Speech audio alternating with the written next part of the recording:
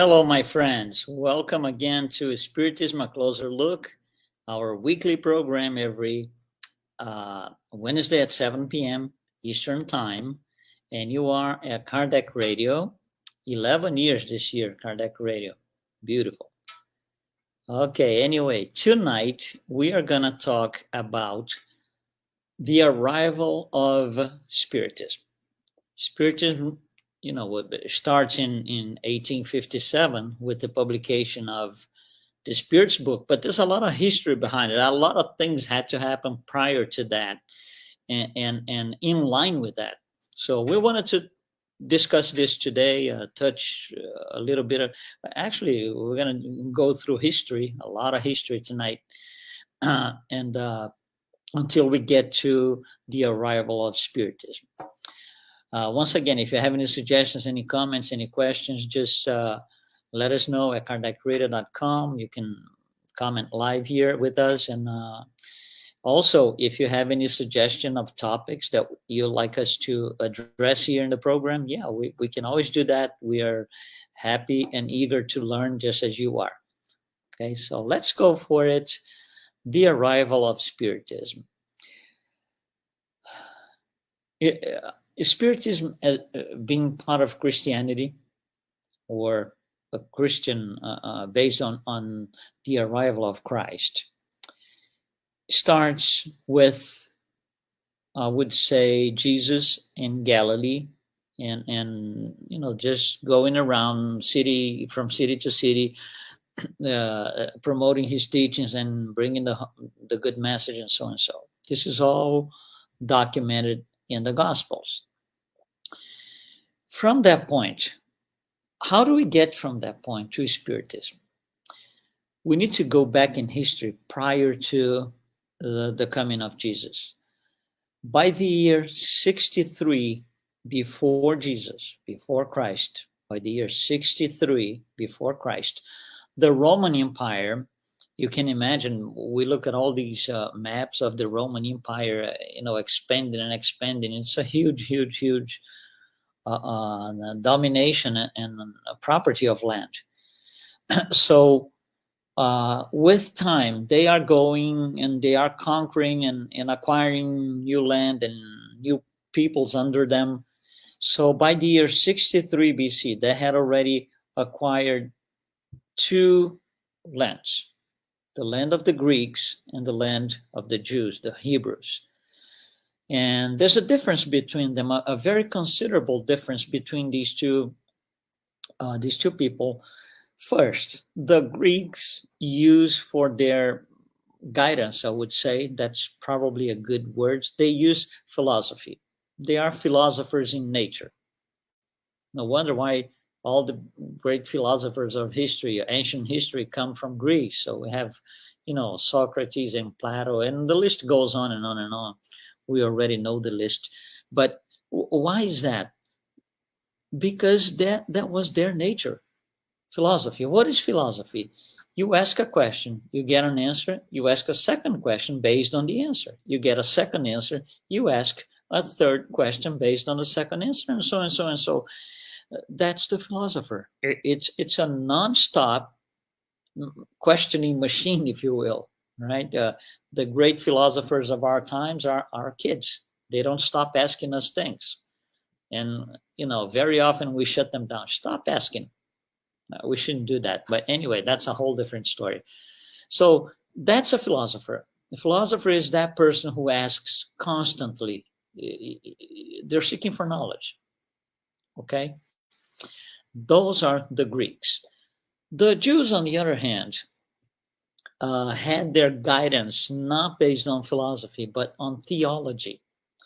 They are these God-fearing people who, believing in God as a almost a human form, where everything happens in the snap of fingers. So God, you can read in the Bible, literally, it's there.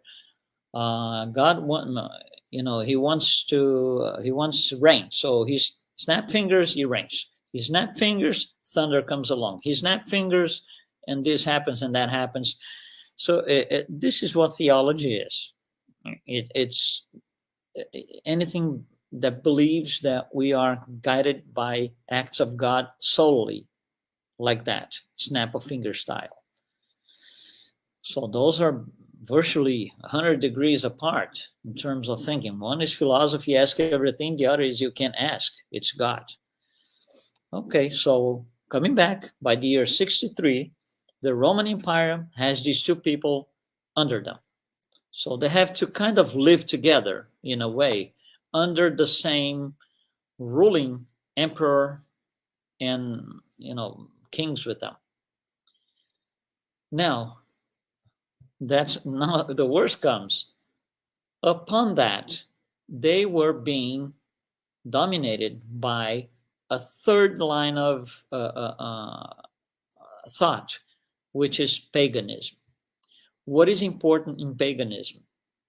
Sacrifices, doing rituals.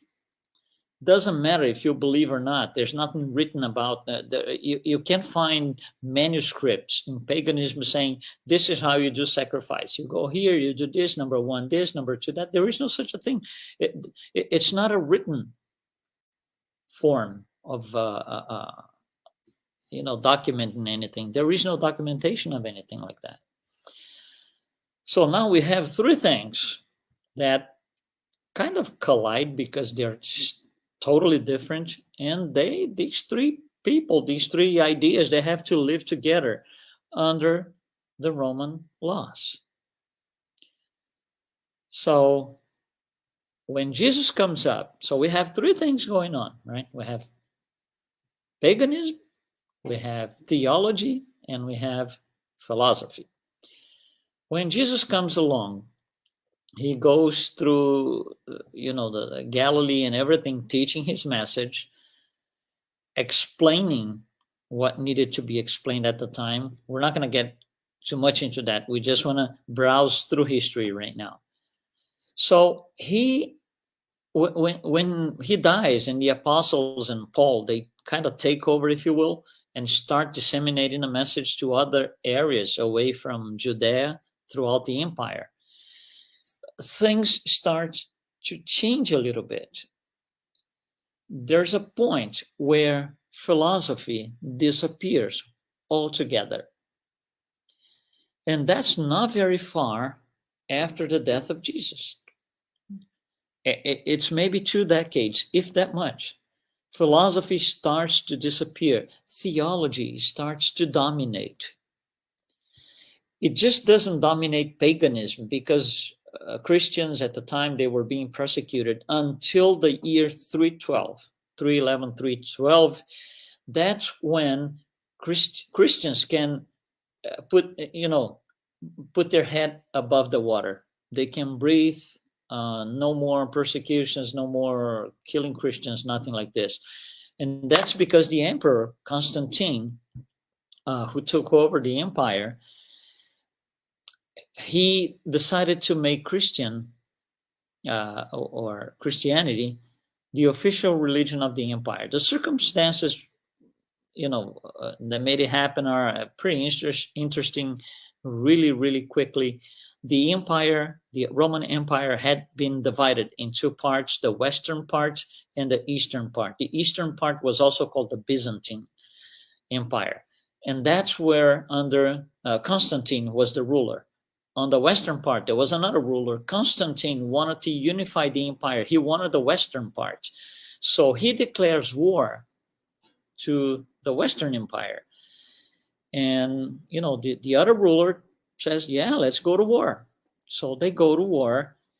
And just a few days before the actual date that supposedly, the war was going to take place around Rome, Constantine finds out that the information they had about the enemy wasn't really correct. The enemy had a lot more soldiers, a lot more structure that they had, and they said, we're going to get killed, we're going to get crushed here.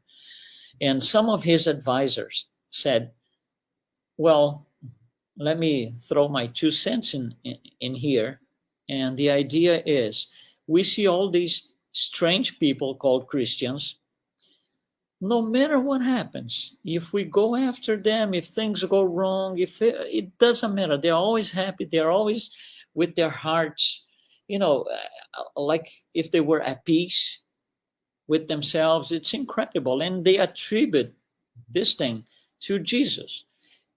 And they they have these, they carry these small crosses as a symbol of their faith to Jesus, who died 300 years ago. And then Constantine said, well, I want these crosses on my protection devices. I want to mark these crosses, because if they help these people and make them happy, who knows? He's going to make me win the war. And he wins the war because of a huge mistake, strategic mistake on the other ruler. And he wins the war, and he attributes the war to Jesus. So Jesus helped me here. So he kind of stops the persecution. Christians can no longer be, persecuted. He establishes Christianity as the official religion of the empire. So from that point on, things start to change, because you see, Constantine and everybody around him, they were not Christians from the get-go. They were pagans. So what they do is, now Christianity is official, but I don't know exactly what Christianity is. I don't know much about it. All I know is that Jesus protected me and I won the war. So now I'm going to learn a little bit about this Christianity, what it is, what it does, what I should do, what I should not do. They knew nothing about it. So in order to organize and understand what Christianity is, they organized what was defined as the Council of Nicaea in the year 325, where the rulers with some priests and people in the church got together to produce a document describing what Christianity is. So just by doing this, can you imagine the number of, I would say, pagan elements that populated the idea of Christianity? And from that point on, the church is created, and it's created contaminated. That's probably a good term for that. Contaminated with pagan elements. What are these pagan elements? Dogmas, rituals, sacrifices, because that's what the pagans were doing. Establishment of festivities and celebrations that made no sense whatsoever for any Christians. And it goes on and on and on. And that's in the year 325. By then, remember, we had three things. We had paganism, we had theology, and philosophy. By then, paganism kind of disappears, because they're going to follow what the priests and the church is saying. So paganism disappears. And philosophy had been dead for 300 years almost. So what prevails as of that time is theology. Again, theology is God does this, and it's always snap of fingers. And you can't ask. There are dogmas and rituals, and you can't ask. You cannot place a single question. Why this, why that? Don't even think about it. Okay? All right, so we go on throughout history, through a million different things. We go through crusades, we go through the Inquisition, and it goes on and on and on. Well, when it gets to about 1750, a little bit before 1750, a group of Greek philosophers, just let me give you another element. In 1640, so about 100 years before that, René Descartes, one of the great philosophers of all time, started throwing the idea that how come we don't use philosophy for anything? How come we don't ask questions? But he kind of didn't want any trouble with the church, so that kind of, was in the back burner. But he was the one who brought the idea, why are we asking questions? These things, these dogmas and rituals, they're not written on the Gospels. Why are we doing this? So it kind of dies or settles for 100 years.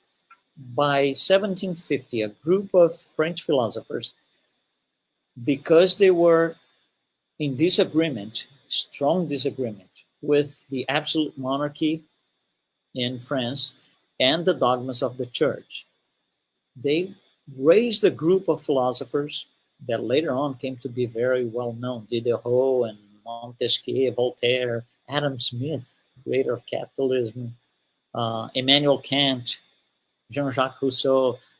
All of these people came out and said, listen, people, why do we have brains? What are our brains for? Is to think. We have reason. We're not animals. We have reason. We have rationals. Let's ask questions. The church is just, this thing is not right. They keep saying, don't ask, don't ask, don't ask. How come? We need to ask.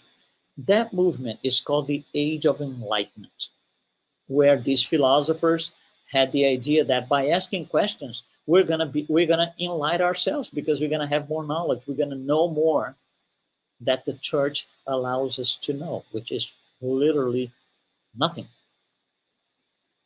So one of the great elements, or one of the, maybe the key element that comes out of the Age of Enlightenment, was a French philosopher, Jean-Jacques Rousseau. So he was the one that got probably the most popular one in the group. So he was very influential. One of his closest followers was Johann Pestalozzi. And Johann Pestalozzi was a Swiss pedagogue, educator, whose best student by far was Allan Kardec. So Allan Kardec, from a very young age, from the age of 10, studied in the institute created by Pestalozzi, Institute of Verdun. And he had this idea of, we gotta ask, because that's what Pestalozzi was bringing up, because he was in fully agreement with the Age of Enlightenment. And that's the goal behind the Age of Enlightenment. Let's ask. We can't stay small because the church says so. So, they go and asking questions. So Allan Kardec inherits that idea of, we gotta ask. No wonder why the Spirit's book is not in written form, in written text, standard written text. It's a series of questions and answers. Questions and answers. And exactly for that reason. So Allan Kardec is, digesting all of that. But there's another thing that happens 50 years later. 50 years after the Age of Enlightenment, which is the Industrial Revolution, starts in England, and it starts to propagate throughout Europe, where things are now going to be automated. We're going to have machines helping us do certain things. In order to be able to produce these machines and make it happen, there was a method. You can't just do, I want to do this. No. That's where science had its turning point. We got to establish methods of doing things to be successful and be able to reproduce. So I can make the same machine 1,000 times, and all 1,000 machines are going to be exactly the same. So the method of the Industrial Revolution will be, the same method will be used by Allan Kardec in all his work. That's how he goes to the mediumistic meetings with the questions in hand, questions, philosophy, right? About the other side, theology, and with a method of asking and making sure that the questions and answers follow a rational, a reasonable procedure. So all of this had to come together before 1857. The Industrial Revolution, the great years, the great first years were between, I would say, 1800 and 1850. So just in time for what we needed to bring a new philosophy that will ask everything and anything, that will address our questions and concerns that we had for centuries and we could never really ask.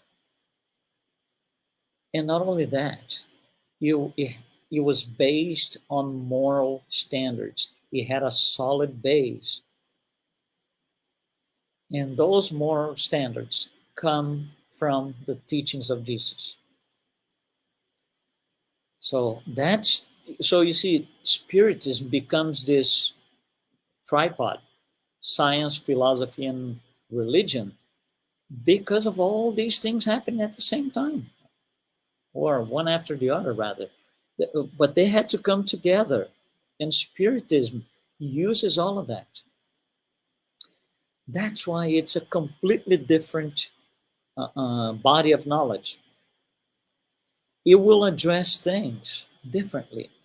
Spiritism does not come from any form of dissidence of Christianity, like we had so many throughout history.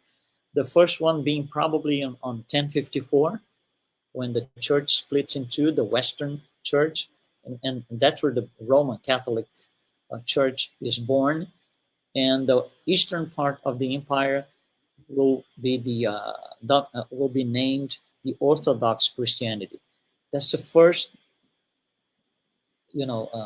huge break. The second break is Protestantism in 1517 with Martin Luther.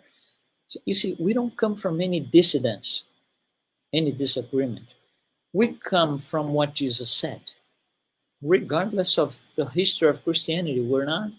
I mean, we study because we need to know. It's obviously we need to know.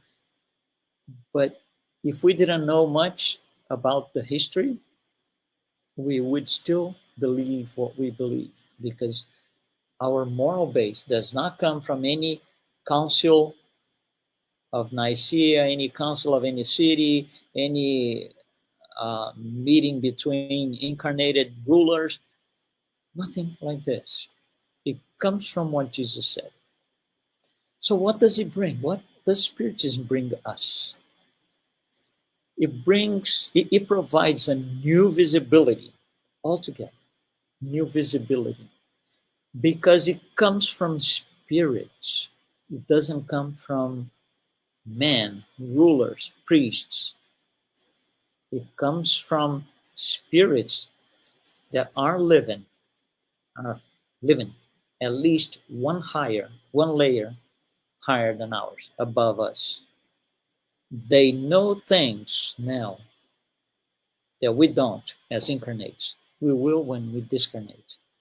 So these aspects will be brought in, and it will give us a completely different new visibility, to the point that we have to take a new approach, new meaning to things like heaven and hell, life and death, punishment, angels, demons, all of those things, all of these words that had old style concepts associated with them.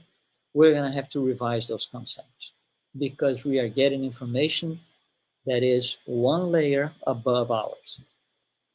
So understanding the material life, that the material life is not as important as the spiritual life, it's very clear in Spiritism. Very, very clear. So when Spiritism arrives, it will change everything. Of course, the church doesn't like it. That's a whole different story. But I wanted to close by saying something that is right here in this book, the Medium's book. We spoke about Jean-Jacques Rousseau, the French philosopher,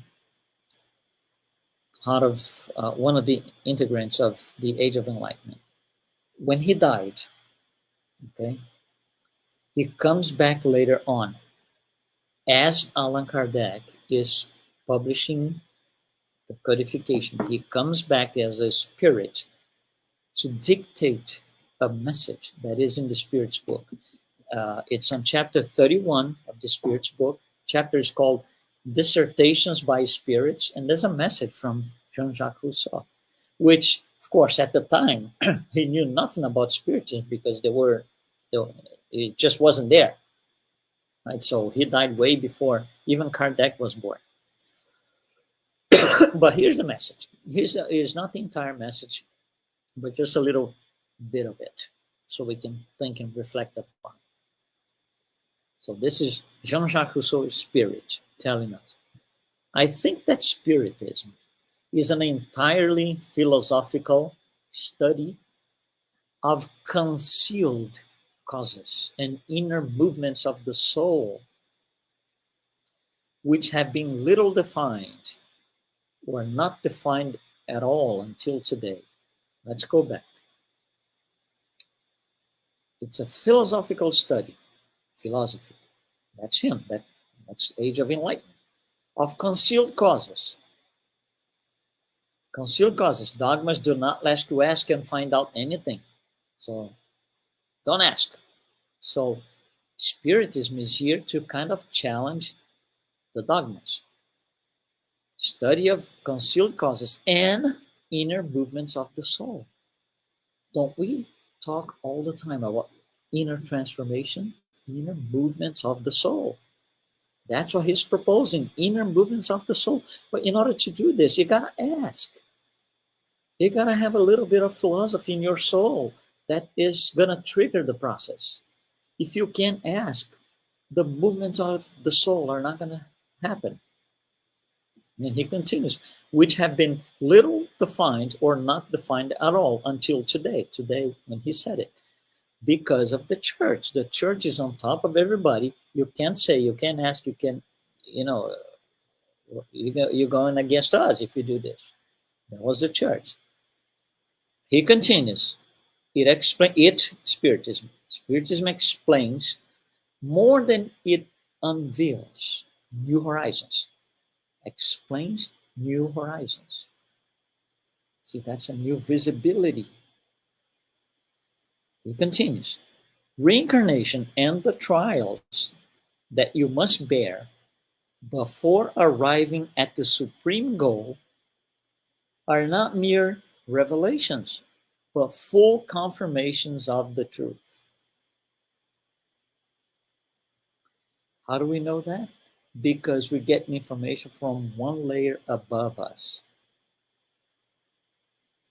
He continues, I'm struck by the truth that are being brought to light by means of Spiritism. And he goes, I say means intentionally because I view Spiritism as a lever that breaks down the barriers of blindness. Wow. It's a lever that breaks down the barriers of blindness. This is the philosopher, one of the triggers of a lot of other things among the ideas that were being introduced to the population and being understood and internalized at the time. No wonder why they were able to, dismantle the entire absolute monarchy in France. Because when you ask and you do not accept, why are we having this? Why do we have to do this way, to live this way? And that's what Spiritism proposes. Ask everything and anything. Don't hold back. Spirit's book is a series of questions and answers instead of, just written text, because it made sense at the time to do a Q&A style book. Spirit's book. So this particular, I would say, dissertation, right, by Jean-Jacques Rousseau, especially because it's him. He has a role in the whole thing here, in the whole picture. I hope you understood his role. So that gives even more weight to what he said and to his ideas. So we have Gabriel telling us exactly that. Yeah, paganism, theology, and philosophy. So see Spiritism as a lever. Good idea, thanks. Thank him. His name is Jean-Jacques Rousseau. Okay, Gabriel, thank you so much for your participation. And think about all of this. If Spiritism had to wait, let's just put it this way, if Spiritism had to wait for philosophy to be uh, uh, back in place, it means we have to ask everything. Allan Kardec tells us that. Ask everything and anything.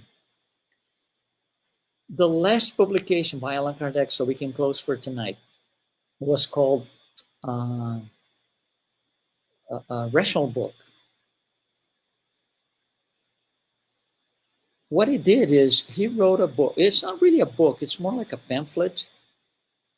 And it's a book about, he called Catalogue Rational, which is a rational catalog. It's a catalog of books. It's a list of books that anybody trying to assemble a Spiritist library should have, or a Spiritist center should have, at his time, of course. So we're going back in 1869 when he died. That he published this book days before he died. I think 1 month before he died. In this book, the list of books comes categorized. So books about Spiritism, books this, about philosophy, and so on and so on. So the last part, the last list, the last set of books is called books against Spiritism.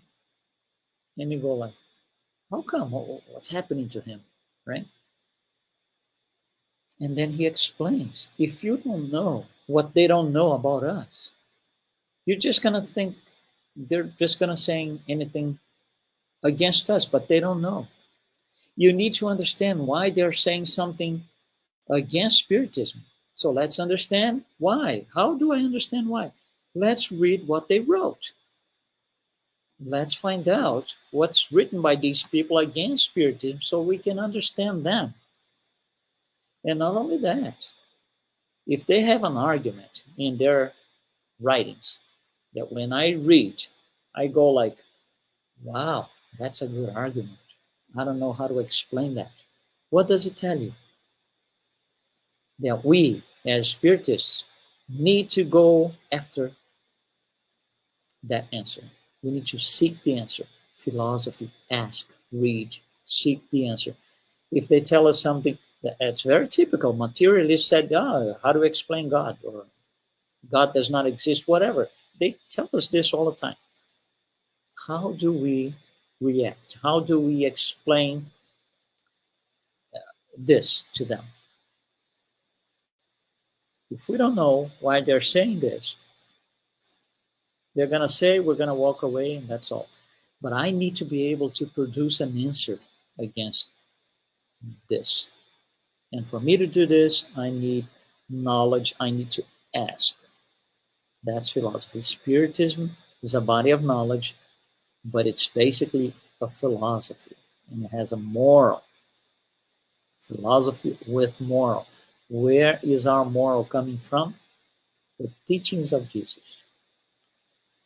Thank you so much for participating with us tonight. We're going to stay here. We'll see you next week.